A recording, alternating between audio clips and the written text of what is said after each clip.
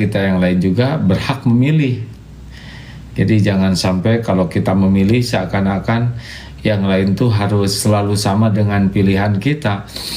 Ya, saudara kita yang lain juga punya keilmuan yang mungkin kita belum sampai ilmunya, punya pilihan yang hasil istiqorohnya, hasil belajarnya. Nah, kalaupun nanti berbeda hasilnya, ya kita tidak usah emosional ya, karena yang punya sorga itu adalah Allah, yang paling tahu siapa yang paling benar adalah Allah Subhanahu wa Ta'ala. Jadi kita kalau melihat ada perbedaan pendapat, jangan sampai merasa orang lain yang tidak sependapat dengan kita tuh orang yang celaka dan rugi, orang yang ya pokoknya pikiran kita jadi negatif saja. Padahal setiap orang punya keilmuan ya.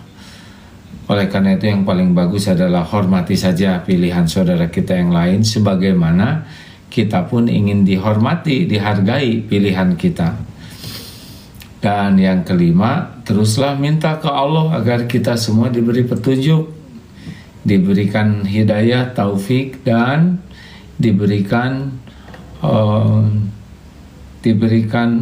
diterima amalnya. Jadi kita harus ingin yang diterima itu bukan cuma kita aja, tapi saudara-saudara kita juga yang berbeda pendapat dengan kita, ya diterima lah. Ngapain kita ingin sukses sendiri? Lebih baik kita sukses sama-sama. Baik, jadi sekarang apa yang harus kita lakukan? Ini mengulang yang kemarin sedikit ya, bahwa hal yang sangat penting adalah sesudah Ramadan ini adalah istiqomah. Allah Subhanahu wa Ta'ala itu sangat menginginkan kita ini jadi orang bahagia, jadi orang mulia, dan jadi orang yang selamat, jadi ahli sorga. Tidak ada yang lebih menginginkan kita jadi orang baik, orang yang bahagia dan selamat selain Allah Subhanahu wa Ta'ala. Nah, makanya Allah memberikan kepada kita perintah-perintah. Nah, tidak ada amalan yang lebih Allah cintai selain yang Allah wajibkan. Seperti wajibnya sholat, wajibnya saum, wajibnya zakat, wajibnya haji. Nah, semua ini bagi yang mampu ya adalah pasti untuk kebaikan kita. Jadi Allah Subhanahu wa Ta'ala, penguasa langit dan bumi, tidak memerlukan apapun dari kita. Tidak ada yang Allah perlukan dari kita. Semua kewajiban itu mutlak hanya untuk kebaikan kita. Allah tidak perlu apapun. Kalaupun seluruh makhluk taat kepada Allah, gak ada apa-apanya sama sekali. Nah, spesial bagi manusia dan jin, Allah memberikan ibadah sebagai jalan kebahagiaan, kemuliaan, keselamatan. Jadi rekan-rekan, semuanya ini sebetulnya untuk kita. Jadi jangan pernah merasa dengan ibadah seakan-akan Allah itu mendapatkan manfaat dari ibadah kita. Tidak. Semua saum itu, sholat adalah kembali kepada kita sepenuhnya. Apa yang kita bisa ambil dengan saum ini?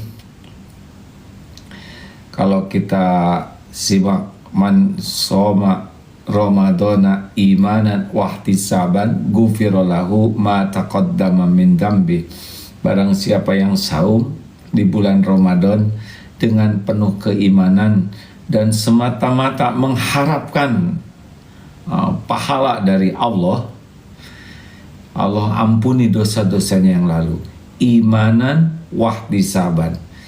Rupanya ini kuncinya. Keyakinan bahwa saum ini perintah Allah. Saum ini pasti baik.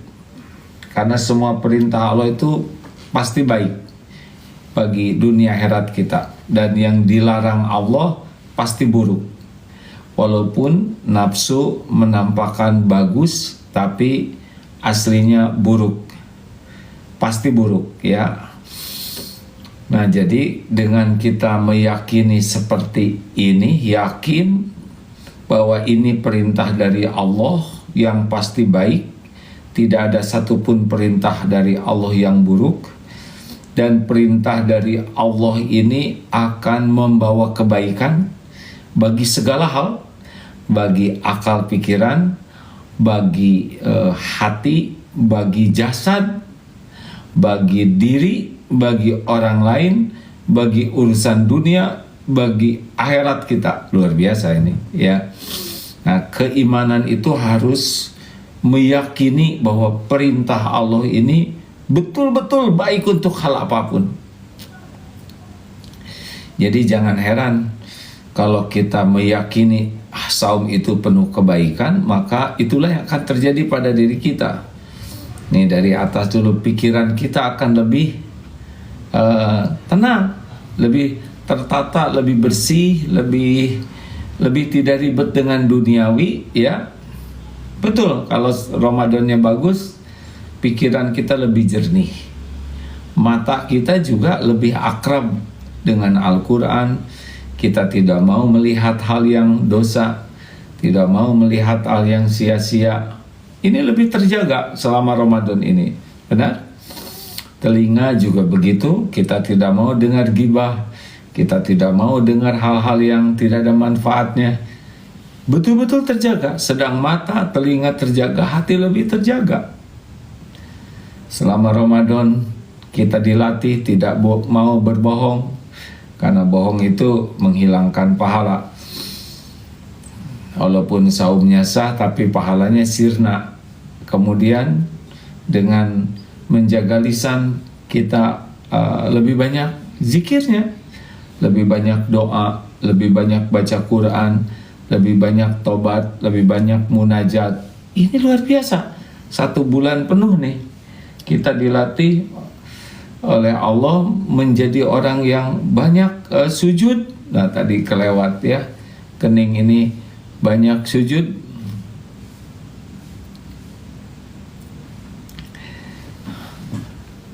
Sebentar ya, banyak sujudnya. Sebentar nih, melihat ada kiriman sedikit. Oh iya, terima kasih ya.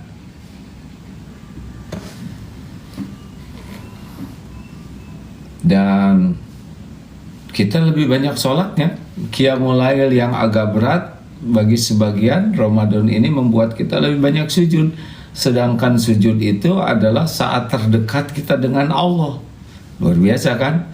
Kita jadi orang yang sangat menikmati sesuatu yang membuat kita dekat dengan Allah. Itu Ramadan. Lalu dengan Ramadan ini pun mulut kita terjaga dari ghibah, dari memfitnah. Jadi luar biasa. Sedangkan lisan terjaga, itu akan membuat hidup kita pun lebih terjaga. Lalu hati kita juga di bulan Ramadan ini kita tidak buka nih. Padahal sangat mudah, cari tempat sembunyi, minum, makan, lalu keluar lagi pura-pura saum, tapi kita tidak melakukannya. Inilah yang gong yang sangat penting, yaitu kita jadi orang yang jujur di hadapan Allah. Walaupun tidak ada makhluk yang jadi saksi, tapi wakafa billahi syahida.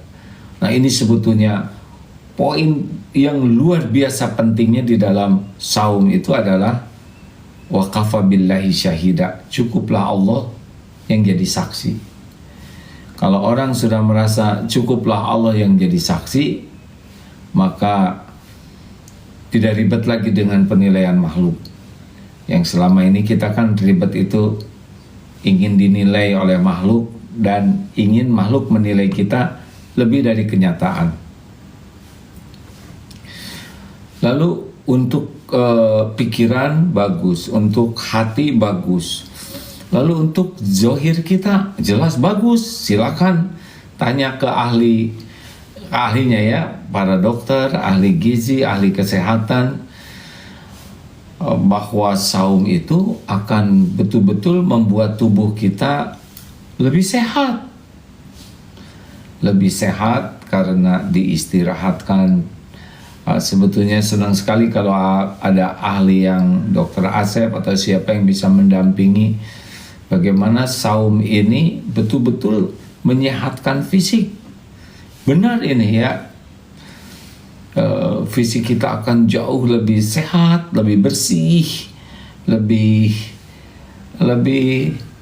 baik keadaan tubuh kita, karena 1 bulan dibuat oleh Allah sedemikian rupa sehingga saum ini lemak-lemak visceral ternyata jadi sok tahu begini ya, yang tidak baik di perut kita ini bisa lebih bersih, dan ya banyak hal positif lainnya. Secara emosi juga akan lebih terkendali, secara sosial kita akan lebih dermawan, lebih empati kepada keadaan orang lain karena kita merasakan lapar. Kita bisa lebih meraba bagaimana orang-orang yang kelaparan, yang tidak punya makanan. Kita juga menjadi lebih ingin berbuat banyak kebaikan, menolong orang, berbagi banyak-banyak secara sosial, dan secara ekonomi juga akan lebih bagus ya, perputaran dan sebagainya lah ya, yang mungkin ahlinya akan lebih tahu. Pendek kata, perintah Allah itu kita yakini membawa kebaikan yang sangat banyak, multi efek.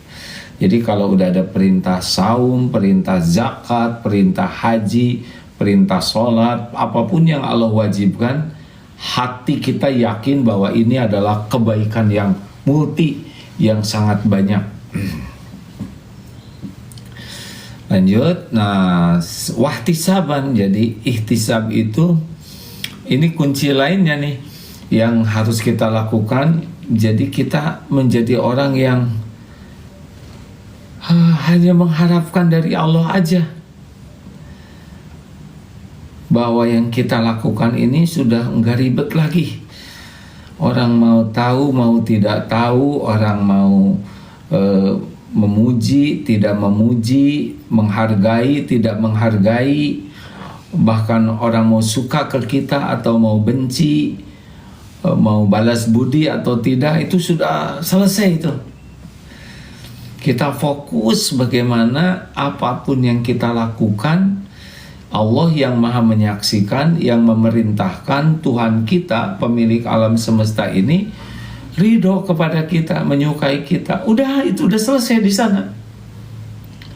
Akan ada nih dalam hidup ini orang-orang yang tidak berterima kasih, tidak menghargai, bahkan kebaikan kita diremehkan, dihina bahkan. Ada yang memanfaatkan kebaikan kita untuk hal-hal yang tidak baik. Itu nggak usah dirisaukan sama sekali. Bagi kita, Allah lihat, Allah menerima, kita dapat pahala dari Allah, udah selesai. Dan ini akan membuat hidup kita berubah drastis ya. Jadi nggak mudah sakit hati, tidak mudah kecewa, tidak mudah jengkel, tidak mudah marah, apalagi jadi benci dan dendam. Tidak ada. Kecuali membenci orang-orang ataupun perbuatan yang dibenci oleh Allah lah, itu bagian dari amal soleh ya. Tapi kita sudah tidak lagi terjebak menjadi orang-orang yang ribet hidup ini, karena ribet ini pasti berkaitan dengan kita berharap dari makhluk untuk kepentingan pribadi kita. Jadi melatih diri untuk mencari pahala di sisi Allah. Gimana sih? Apakah cari pahala ikhlas? Ikhlas. Mencari pahala di sisi Allah itu adalah bagian dari keikhlasan. Mencari keridhaan Allah itu ikhlas. Mencari pahala itu ikhlas. Jadi jangan ragu-ragu, kalau Allah sudah menjanjikan pahala yang besar, kita kejar lah, yang janjinya juga Allah, ya kan?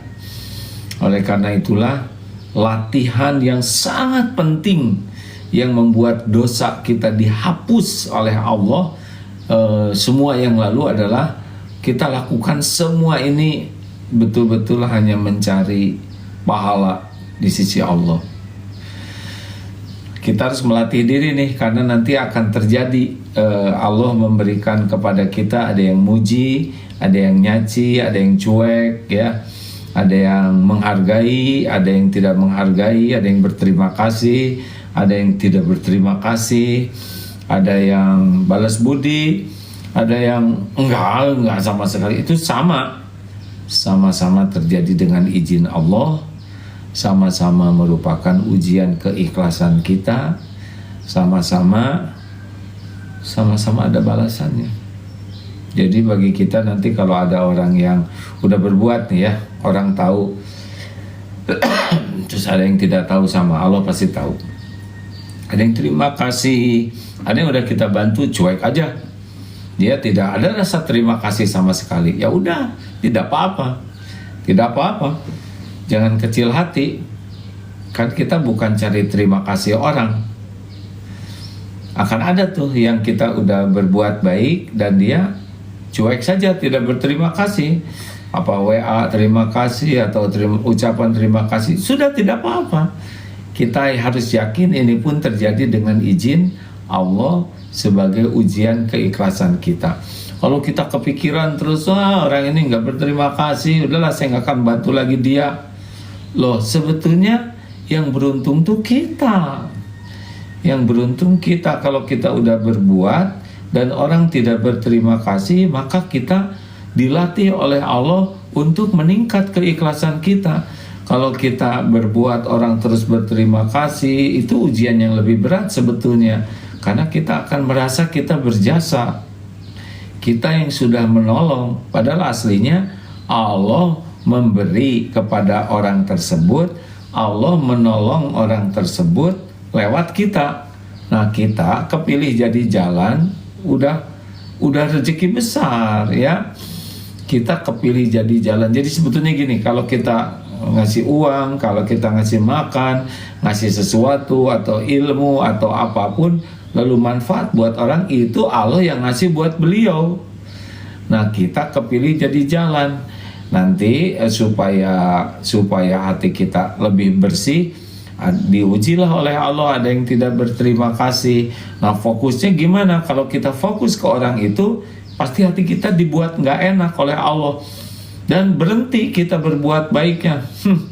Dia tidak tahu terima kasih, udah saya nggak akan mau ngasih lagi ke dia. Jadi rugi kita ya. Nggak apa-apa, harus dilatih.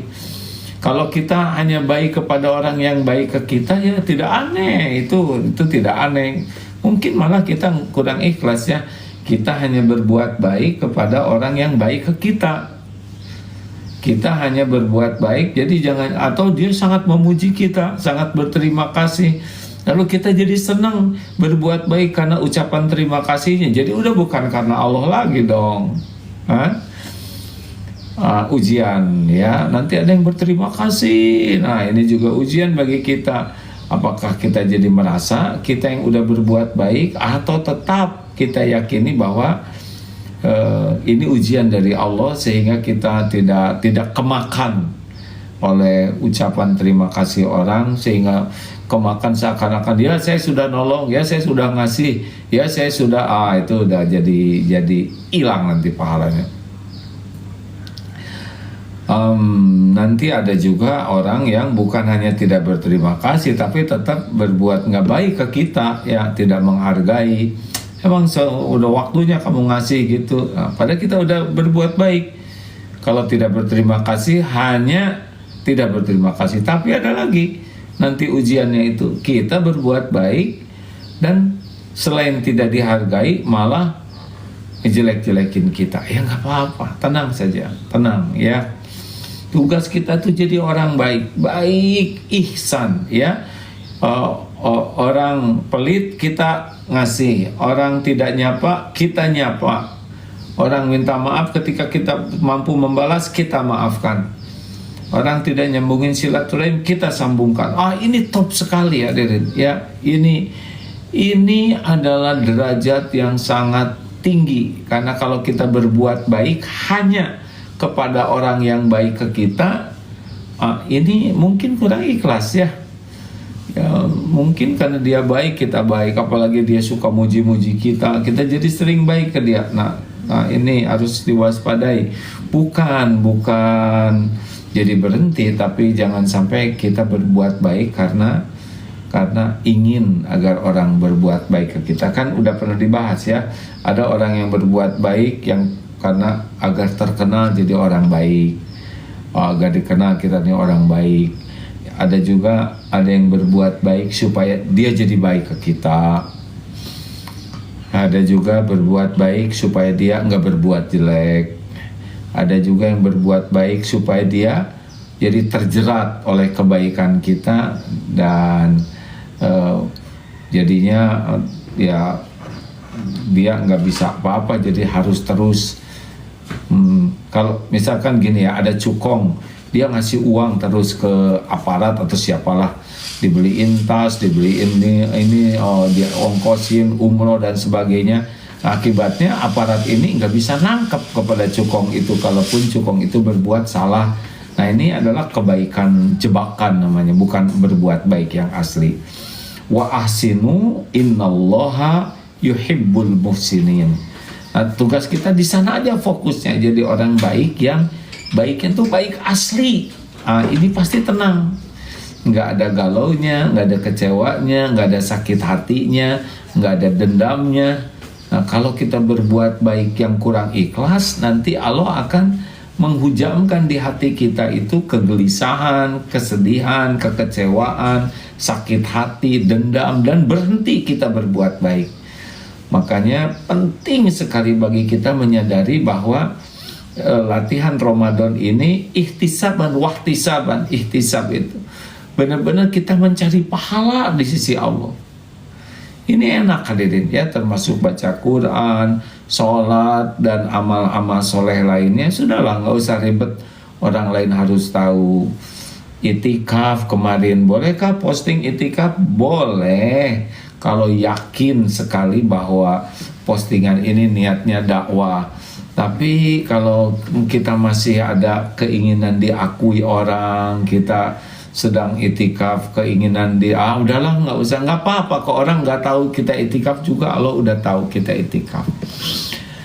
Nah rekan-rekan sekalian, mudah-mudahan sesudah Ramadan ini dua kunci tadi seperti yang dijanjikan Rasulullah SAW, man soma Ramadana imanan wahtisaban gufirallahu ma taqaddama min dambi, diampuni semua dosa yang lalu. Man qoma, nah termasuk juga yang berdiri di sini maksudnya sholat ya. Di bulan Ramadan ini taraweh, qiyamul lail, jangan benar-benar yakin ini perintah Allah yang baik buat kita, baik dunia akhirat kita, dan kita lakukan lillahi ta'ala. Nah begitulah. Terima kasih kawan-kawan sekalian, selamat menjalankan ibadah sholat id yang hari ini menjalankannya. Semoga semua amalnya diterima, dan bagi yang besok insya Allah semoga diterima juga. Ada